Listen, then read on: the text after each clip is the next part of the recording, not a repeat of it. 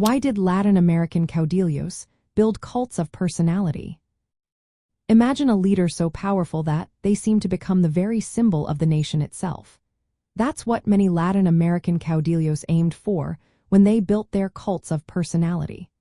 After the wars of independence in the early 1800s, the region was left with chaos and weak governments.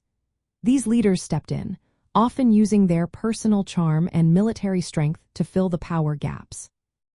They needed more than just political authority.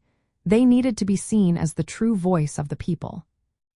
In a time when formal institutions were fragile or non-existent, caudillos used symbols, rituals, and media to craft a larger-than-life image.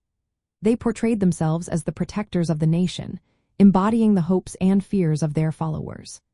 They often claimed to speak directly for the popular will, bypassing traditional political processes. This made them seem natural and necessary, almost like a divine force guiding the country through turbulent times. Many caudillos also centralized power by turning institutions into personal tools. They saw opposition as betrayal and used propaganda to reinforce their image. When things went wrong, they blamed external enemies like imperialists or rival elites, which made their leadership seem even more vital. They also aligned themselves with cultural values like machismo and rebellion, which deeply resonated with Latin American societies. Building a cult of personality was more than just politics. It was a cultural expression rooted in the region's history of personal relationships and authority. It helped caudillos stay in control, even when democratic institutions were weak or absent.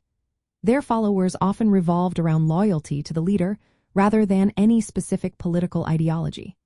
This pattern lasted into the 20th century, adapting to new media but still centered on personal power.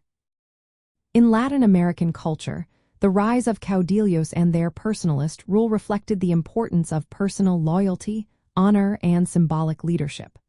While critics say it weakened democracy, it also showed how leadership in the region often depended on charisma and emotional connection. These leaders became more than rulers. They became symbols of hope, strength, and unity in times of chaos.